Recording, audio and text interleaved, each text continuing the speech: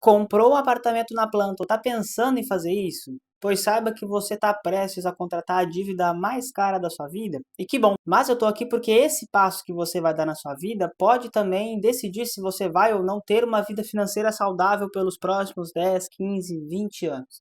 Por isso, eu separei alguns tópicos financeiros importantes para você saber se você acabou de comprar um apartamento na planta ou se você quer fazer isso, que muitos corretores de imóveis não vão te falar no processo de compra, e como eu sou um consultor financeiro, eu já atendi centenas de pessoas que passaram por esse processo. Se você está chegando agora, eu sou o Pedro, eu sou economista, eu sou consultor financeiro, eu já fiz mais de 500 planejamentos financeiros para clientes do Brasil e do mundo e já cuidei de mais de 120 milhões de reais de clientes em corretoras brasileiras e corretoras internacionais. E um dos principais objetivos das pessoas quando a gente fala de dinheiro é realmente ter a casa própria. E muita gente vem nos últimos anos decidindo comprar apartamentos na planta por N motivos. O primeiro deles é porque o apartamento na planta ele exige menos entrada, né? Menos patrimônio de entrada, porque você consegue parcelar com a construtora e também tem ali o ônus de pagar o seguro de obra, a gente já vai falar um pouquinho dele. Quando você vai comprar um imóvel pronto, ultimamente os bancos têm exigido aí entradas muito grandes, de 30, 40, às vezes até 50% do valor do imóvel, e a gente sabe que um imóvel de 300 mil reais, a gente não tem ali mais de 100 mil reais para dar de entrada nesse apartamento, mais as custas que a gente vai falar também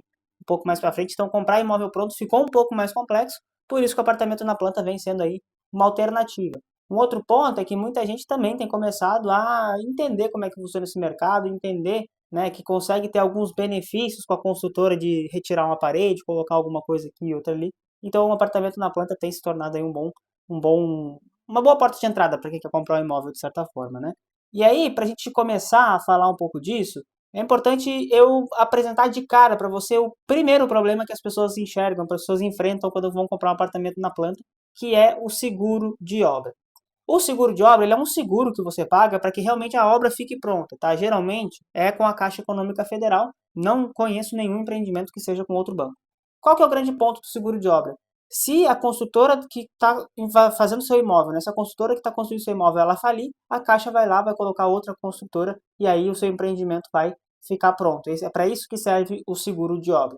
Mas tem um grande problema na parte do seguro de obra que é que ele é crescente ao longo do tempo. Então, você começa pagando seguro de obra super baixinho, ali na casa de 200, 150, às vezes até menos que isso.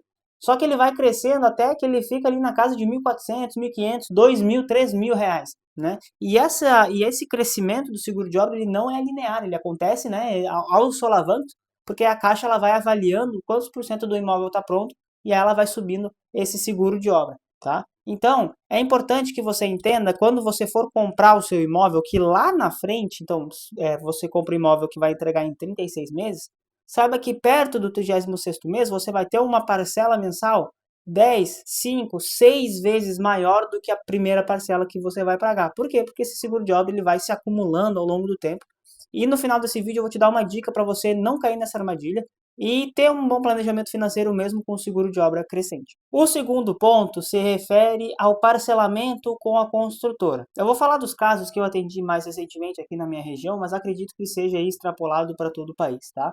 Quando você parcela esse imóvel, né, de entrada, vamos supor, você vai dar R$ 3.500 de entrada, você vai parcelar em 10 de 350, só para dar um exemplo, né? Essa primeira parcela de 350, ela realmente vai vir nesse valor, mas as próximas parcelas elas virão corrigidas. Geralmente a construtora dá duas opções: 1% ao mês ou corrigir pelo INCC.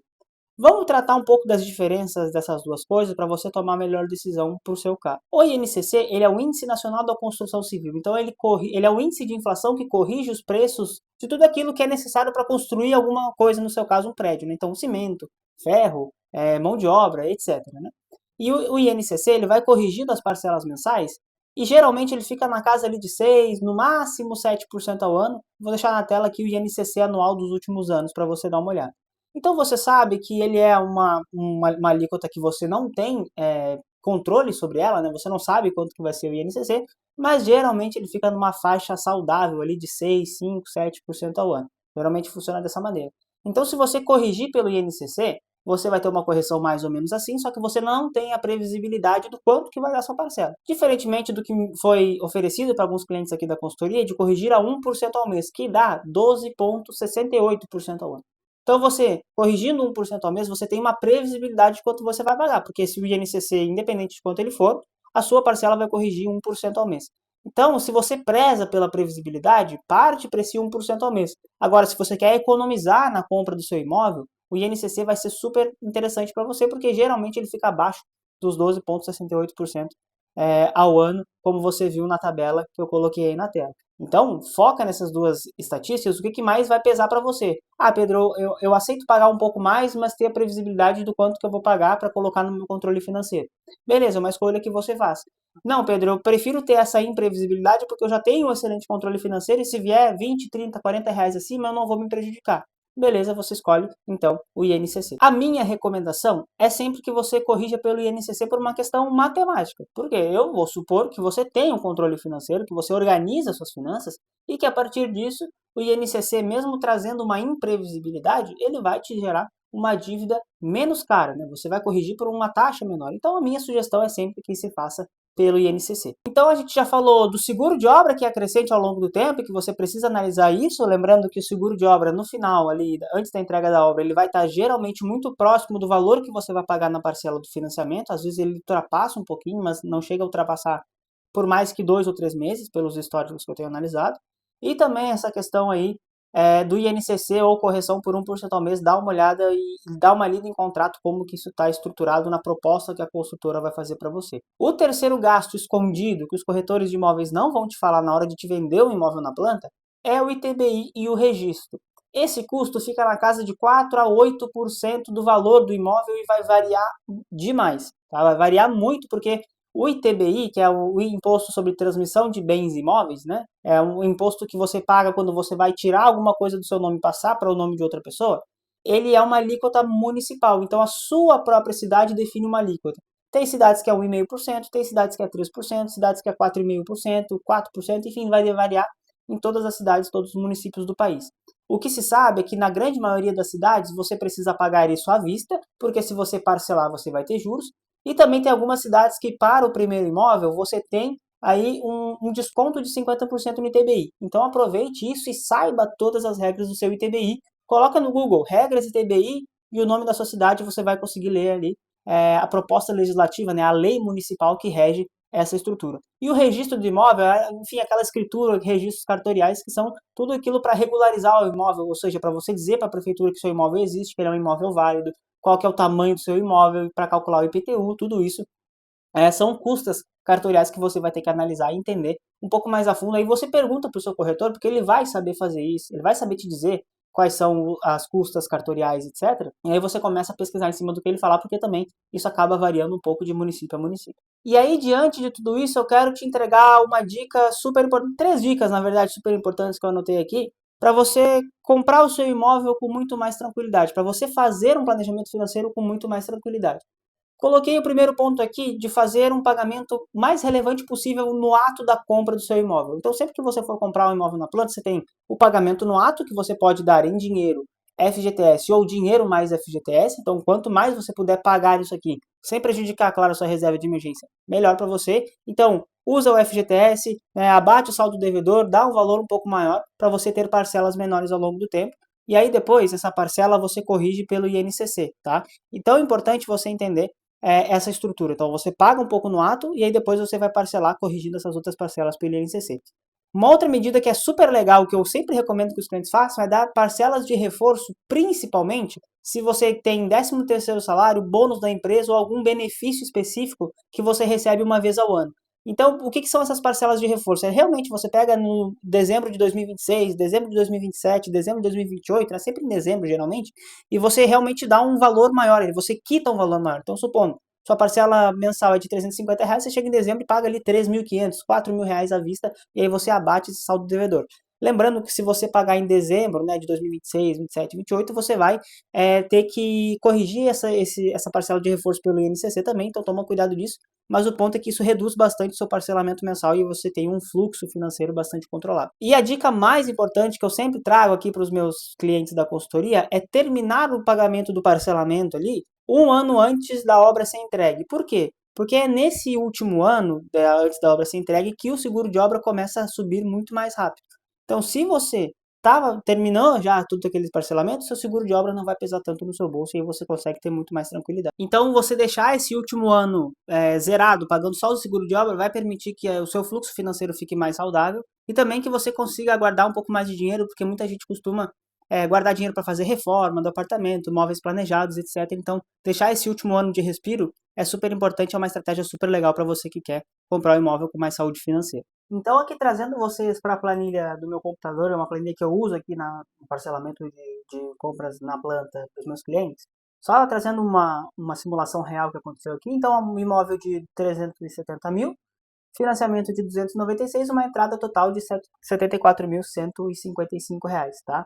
Aí dentro dessa estrutura você tem o parcelamento mensal aqui na casa de 1.695 sem considerar a correção pelo INCC, e aí corrigindo pelo INCC, estimando aqui uns 6%, você tem essas parcelas estimadas para o valor futuro. Lembrando aqui na questão do ato, ó, o reforço no ato aqui ele está R$ 10.000, ele está R$ 10.000 também, mas essas duas parcelas aqui, elas vão corrigir pelo INCC porque acontecerá lá em dezembro de 2027. Então aqui teria que ser corrigido também, a gente faz esses cálculos para você, tá?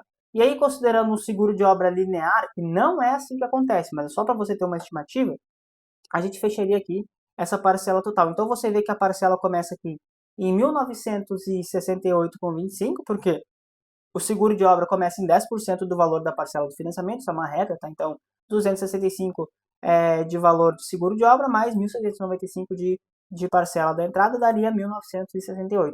Aí você esticando isso aqui lá para o final desse parcelamento, você teria aqui no mês dia 1 de 4 de 2028, no mês 29, né, uma parcela de R$ 4.000. Então perceba que essa parcela dobra. Aí depois eu tirei aqui esse seguro de obra, terminamos essa parcela para que fique aí nos últimos meses só a parcela do seguro de obra. Aí você vê que em vez de pagar R$ 4.087, vai pagar uma parcela de R$ 2.200 até R$ 2.600. Então perceba que no final, esses R$ 2.000 aqui de diferença para baixo, né, vão começar a ser valores guardados para imóveis, reformas, etc. Tá? Então esse é o fluxo que você precisa entender. Claro, estimando o quanto de parcelas você vai ter que fazer, quanto de entrada você vai ter que dar nesse imóvel, quanto de saldo do FGTS você vai usar, se for o seu caso, o quanto que a Caixa, né, ou qualquer outro banco vai financiar para você. Lembrando que isso aqui só vale para imóvel na planta, tá? Se você está comprando diretamente parcelado com a construtora, o fluxo ele é completamente diferente. E aí você precisa entender como é que vai funcionar o seu fluxo na minúcia, entendendo ali todos os custos e encargos que vão incidir sobre a sua compra de imóvel na planta. Inclusive, se você quer ajuda para comprar o seu imóvel na planta ou já comprou imóvel na planta e está com medo de se perder aí no meio do caminho, eu vou deixar o link na descrição e o QR Code na tela para você falar diretamente comigo e eu apresentar para você a minha consultoria, onde eu faço todo esse processo com você e ainda transformo todo o seu fluxo financeiro num propósito para a sua vida.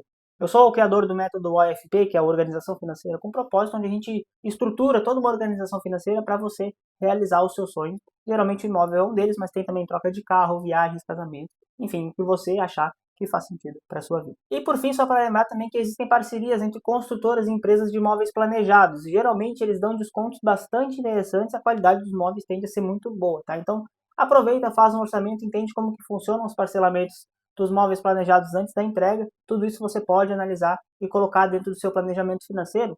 E também é importante que você faça todo esse processo de compra de imóvel na planta sem prejudicar a sua reserva de emergência ou o seu aporte mensal. Então, se você vai comprar um apartamento e lá em algum momento você vai deixar de investir dinheiro mensalmente, saiba que isso é um movimento muito arriscado, talvez você tenha que esperar um pouquinho mais para fazer a compra do seu imóvel na planta, porque se você parar de investir todos os meses, aí você corre sim o risco de tornar essa compra do apartamento na planta em uma dívida e isso vai ser muito caro para você. Se você gostou desse vídeo, deixa o like, se inscreve no canal para o YouTube entregar esse vídeo para mais pessoas e eu vou deixar aqui ó, na tela um vídeo para você continuar maratonando no canal. Vejo você por lá.